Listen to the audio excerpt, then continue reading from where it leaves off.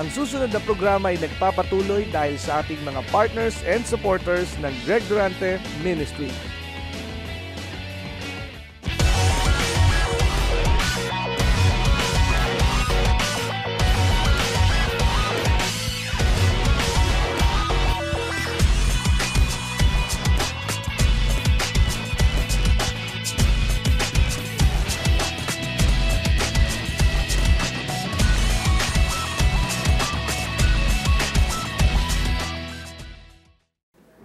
So, tayo po ay manalangin para po sa mensahe ngayong gabi. O Diyos aming Ama, hayaan mo nga na ang bawat isa ay magkaroon ng pagkatuto at matanggap ng bawat isa ang mga susi na iyong linikha para sa bawat isa sa amin. Salamat at sa kapuspusan ng iyong Espiritu, mangusap ka sa bawat isa sa pangalan ni Jesus. Amen. Kahit po maganda ang kotse o anuman sasakyan kung walang susi, bali wala po yung makina at yung buong sasakyan.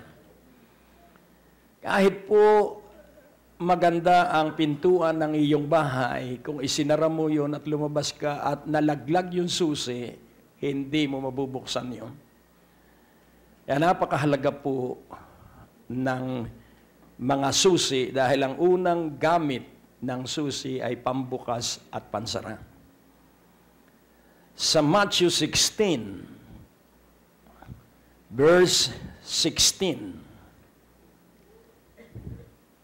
And Simon Peter answered and said, Thou art the Christ, the Son of the living God. Verse 17, And Jesus answered and said unto him, Blessed art thou, Simon Bar-Jonah, for flesh and blood hath not revealed it unto thee, but my Father which is in heaven.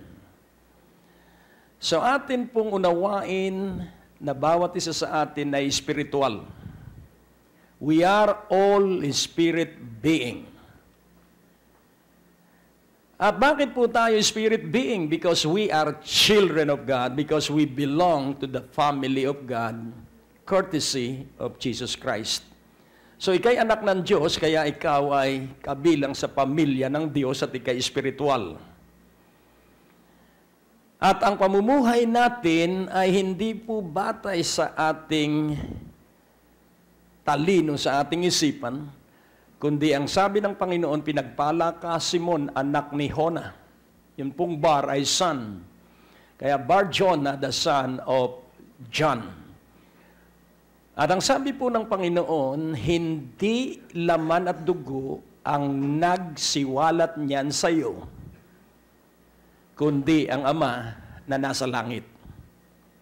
So, at the same time, we can believe on this divine truths that we are a people led by revelation. Tayo po ay mga mamamayan na pinapatnubayan sa pamamagitan ng kapahayagan. My Father revealed it to you. At ang sabi po sa verse 18, And I say also unto thee that thou art Peter, and upon this rock I will build my church, and the gates of hell shall not prevail against it. So the gates of hell shall not prevail against it. Kaya kung titingnan po natin yung it, ay about His church. So, sino po ang magtatayo ng simbahan at kanino yung simbahan? Si Jesucristo. At paano niya itatayo ang kanyang simbahan? Ito pong ating pagtitipon ay hindi atin kundi kay Jesucristo. Amen po ba? So ngayon, paano niya itatayo ang simbahan? Itatayo nito ng Panginoong Jesucristo sa ibabaw nitong batong buhay na ito. Pag sinabi pong rock, it is solid, it is strong, hindi po yun kayang basagin. At kung papansinin po natin, this rock, Yun po yung pundasyon ng kanyang simbahan. At ano po itong pundasyong ito na tinukoy ng Panginoon, this rock? At yun po ay yung nasa verse 17, but unto thee my Father revealed it. So what is that foundation of rock? It is the revelation that Jesus is the Son of God. You are the Christ, the Son of the living God. Kaya atin pong unawain, walang pwedeng sumira dito sa kapahayagang ito. Ikaw ang Kristo, ang anak ng buhay na Diyos. At kapag ito'y paulit-ulit mong sinasabi, si Jesucristo ang anak ng Diyos. You are the Christ, the Son of the living God. Ikaw ang Kristo, the anointed one. Ang Christ po ang ibig sabihin ay anointed one. Chosen of the Father. Kaya kung ating kikilalanin ang katotohanan ito, ibalik natin sa 18. And I say also unto thee that thou art Peter, and upon this rock, upon this revelation that is given to you by my Father, I will build my church. So, saan daw magtatayo ang Panginoon? Doon po sa revelation given by the Father to Peter that He is the Christ, the Son of the living God. So yun po ang pundasyon. Christ, the Son of the living God. And the gates of hell shall not prevail against that revelation. Kaya kahit ano po ang mangyari sa iyo, sabihin mo lamang, Jesus Christ is my Lord, and He is the Son of the living God. At buong puwersa po ng langit ay lulusob sa iyong mga kaaway. Sapagkat ang labanan po ay manghina tayo, magduda, magalinlangan, at mawala ang ating pagtitiwala sa Diyos. Pero pag ikaw po ay nag-aalinlangan at hindi mo alam kung ano ang gagawin, sumigaw ka, that Jesus Christ is the Son of the living God. And the gates of hell shall not prevail against the revelation that Jesus is the Christ, the Son of the living God. Verse 19. And I will give unto thee the keys of the kingdom of heaven. And whatsoever thou shalt bind on earth shall be bound in heaven, and whatsoever thou shalt loose on earth shall be loosed in heaven. Pansinin po natin, bind, bound, loose, loosed. Past tense. So ating unawain po, alin ang mauna, binding o bound? Binding. Hello? Ano ang mauna, loose or loose? Loose. Present tense. So, ating kilalanin ang katotohanan, I will give unto thee the keys of the kingdom of heaven. So, ano ang gamit ng keys? Pambukas at pansara. At dito ay itinuro ng Panginoon, anuman ang iyong igapos sa lupa, ay igagapos na sa langit. So the moment that you bind something on earth, it will be bound. Automatically po yun. Yun po ay magkasabay. Kapag sinabi mo, ang kahirapan ay iginagapos ko, immediately, nakagapos na po yun. Wala nang makaka-apekto sa iyo. Why? Because Jesus Christ is the Son of the living God. So pag may iginapos ka, meron kang kakalagan. Pag iginapos mo'y sakit, kailangan may kalagan ka na kagalingan. Pag iginapos mo ay kahirapan, kailangan may kagalagan ka na kasaganaan. So you will lose glory. Igagapos mo ang mga nagpapahirap sa iyo at iyong kakalagan, yung kasaganaang na sa iyo na pero hinadlangan at pinigilan. Glory. Kaya nga po, nawain nating mabuti. Pambihira, ikaw. Sabihin mo sa iyong katabi, pambihira ka. Dahil ikay anak ng kataas-taasang buhay na Diyos. You are not an ordinary person. Akala mo lang ordinaryo ka. Ang ordinaryo lang ay yung mga taong akala niya siya ay pangkaraniwan. Hindi ka pangkaraniwan. Ikaw ay makapangyarihang sandata na nasa kamay ng Diyos. You are a weapon of God. Nakukuha niyo po? Ikaw ang gamit ng Diyos, ako ang gamit ng Diyos para sirain ang mga gawa ng dyablo. Kailangan malaman mo ito. You have the power. You have the authority. At kung ano ang pagbawalan mo sa iyong buhay na hindi maganda, palitan mo ito ng maganda. So you have the power and the authority kung ano ang gusto mong maghari sa iyong puso. At ang naghahari sa iyong puso ang lalabas sa iyong uso. So magsiyasa tayo kung ano ang nasa ating puso. At madali namang malaman ang nasa puso ng iba, makinig ka lang sa kanila. Hello? Purihin ang Panginoon. So ngayon, we have the keys of the kingdom of heaven and we are people of revelation. And we shall thrive only by revelation.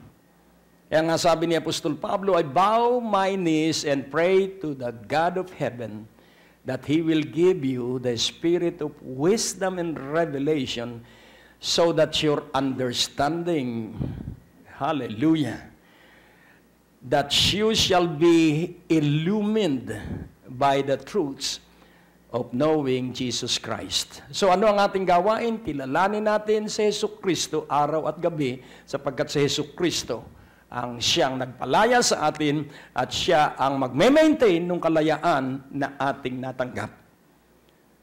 Siya po ay napakabuti. Kaya't napakahalaga po na ating unawain. Dahil ikaw ay hinirang. Dahil ikaw ay nakapagsasabing si Jesucristo'y iyong Panginoon. Walang taong magsasabing si Jesucristo'y kanyang Panginoon kung hindi siya malaya. Subukan nga natin, sabihin mo, si Jesucristo ay Panginoon. Isalin natin sa English, Jesus is Lord. At makikita po natin na ito ay may kapangyarihan. Lahat ng labi ay magsasabing si Jesucristo ay Panginoon. At lahat ng tuhod ay luluhod. At labi magsasabing si Jesucristo ay Panginoon. Kaya pag nanghihina ka, iluhod mo. Luhuran mo yung iyong panghihina. Ang sabi ng isang lalaki ng Diyos, dahil talagang ang popular belief, pag naglingkod ka sa Diyos, maghihirap ka. Yun po'y popular belief. Na ang ibig sabihin, ito'y pinaniniwalaan ng marami. Huwag kang magpapastor dahil maghihirap ka. Hindi po totoo yun. Hello? Pag nagpastor ka, mahirap man ang landas, ikaw ay kakasihan ng presensya ng Diyos. Amen po ba? So kung hindi ka man pastor at ikay magpapatuloy sa pananampalataya, sasamahan ka ng Diyos.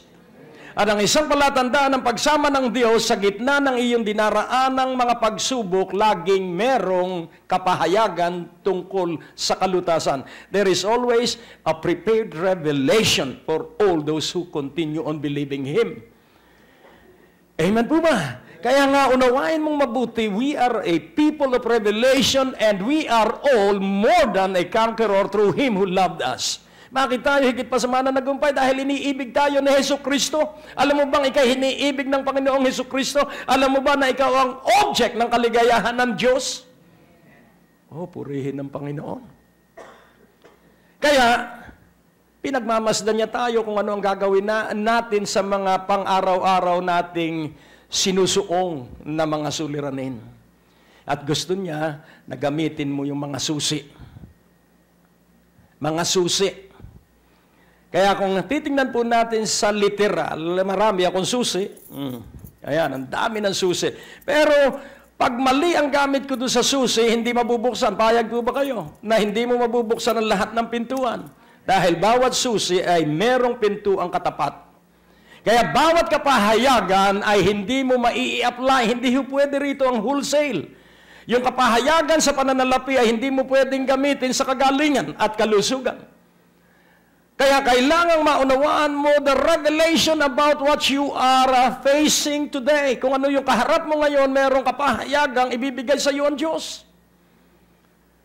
At laging tandaan mo, hindi ka masisira nung pagsubok, kundi ikaw ay lalong magiging matatag at matibay dito sa loob. Amen po ba? Ang intensyon ng Diyos ay patatagin ka rito. Courage is inside, and bravery is in the mind, and boldness is in the will. Kapag ikaw po'y humakbang sa pananalig at ang paghakbang sa pananalig, if you walk by faith, you will enter into the unknown. Because faith cannot be known. Dahil kung alam mo ang pananalig, magiging kang matapang dahil nga hindi natin alam ang mangyayari sa sitwasyon natin, tayo'y nagtitiwala sa Diyos at laging tandaan mo, kahit na mapanganib yung ating pagpasok sa mga hindi natin alam, doon mag-i-enjoy ka sapagkat nandun ang kapahayagan at kapahayagan sa bawat hakbang na iyong susuungin doon sa world of the unknown.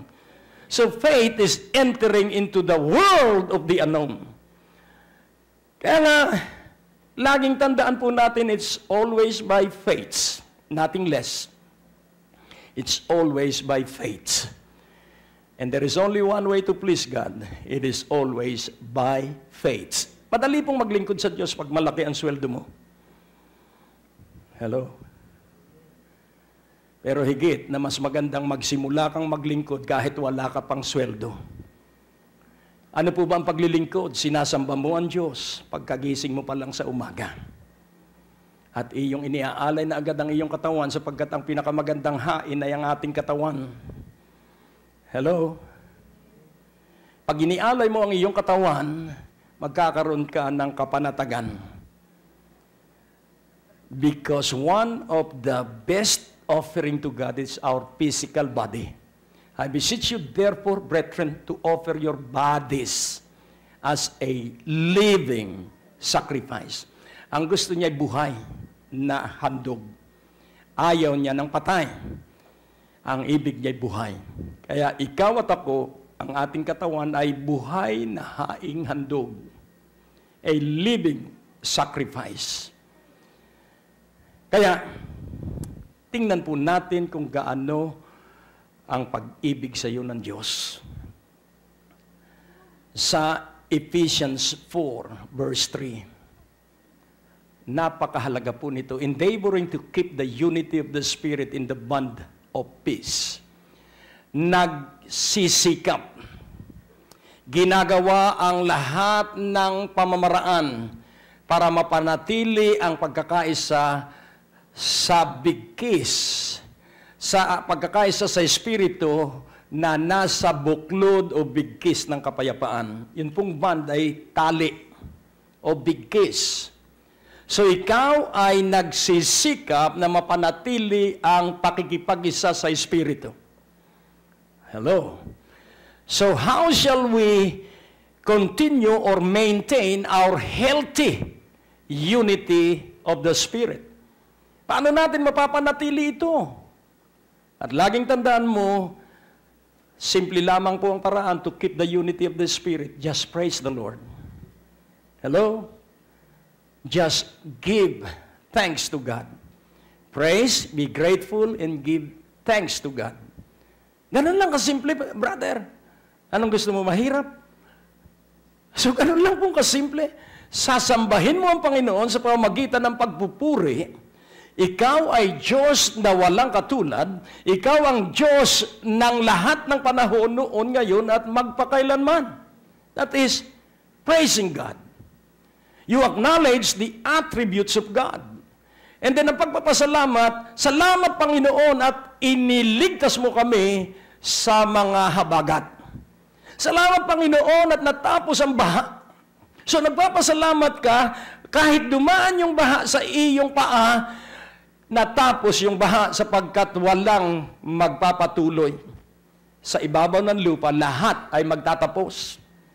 Ang bagyo ay titigil. Kung hindi kaya tumigil ang bagyo, palagay ko, ay ang pangako ng Diyos hindi na babaha sa buong daigdig.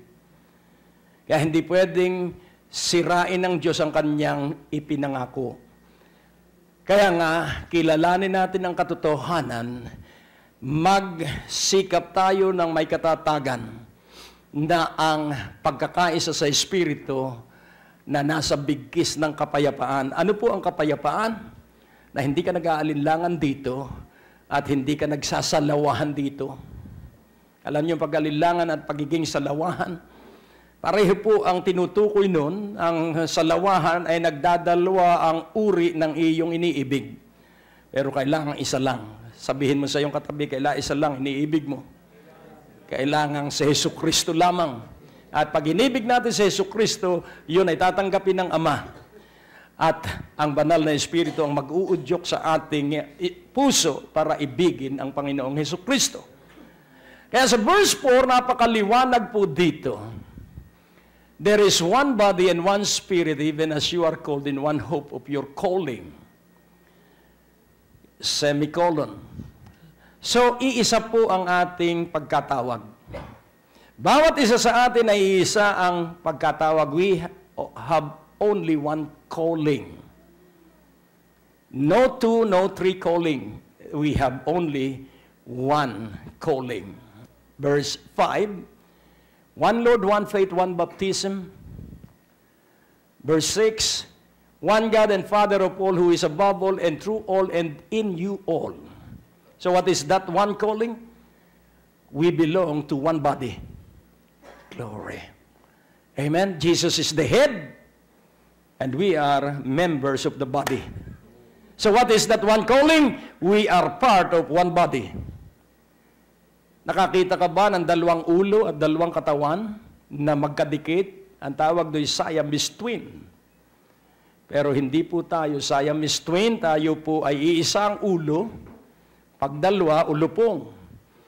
Pero pag isa, ay siya lamang ang masusunod. Kaya nga po ating unawain, one body. So what is our calling? There is one calling that we are part of that one body. Amen po ba? Sa 1 Corinthians 12 verse 4. Para maipakita ko po sa inyo, now there are diversities of gifts but the same Spirit. Verse 5, and there are differences of administration but the same Lord. And then verse 6, and there are diversities of operation but it is the same God which worketh all in all. And then verse 7, but the manifestation of the Spirit is given to every man to profit withal. Kaya nga, kung ating uunawain, kapag kumilos ka po na tayo nagkakaisa sa Espiritu, ang Espiritu ang kikilos at gagawa sa atin, kaya ang Diyos ay sasa atin. Amen? So, maunawaan mo na lahat tayo ay sasamahan ng Diyos. Sapagkat tayo bahagi ng iisang katawan. Iisa tayong katawan. Sa 12:1, iurong natin ang ilang talata. At ang sabi doon, napakahalaga po nito na matutunan natin. At ang sabi po, now concerning spiritual gifts, brethren, I would not have you ignorant. Verse 2, ye know that you were Gentiles carried away unto these dumb idols, even as you were led. Verse 3, wherefore I give you to understand that no man is speaking by the Spirit of God, calleth Jesus accursed, and that no man can say that Jesus is the Lord, but by the Holy Ghost. So dito po ay pinakita na ikaw at ako ay spiritual being, at kaya tayo spiritual being because of Jesus Christ and because of the Holy Spirit of God. Jesus Christ, our advocate, and at the same time, our defender. Si Jesucristo ay tagapagtanggol natin at si Jesucristo ay ipinaglalaban tayo doon sa kalangitan. At ang sabi po ng verse 8, for to one is given by the Spirit the word of wisdom, to another the word of knowledge by the same Spirit. Kung atin pong i-advance ito sa verse 11, nais kong inyong makita, but all this worketh that one and the selfsame Spirit, dividing to every man severally as he will. So, ang iyo pong gift ay kaiba kaysa iyong katabi.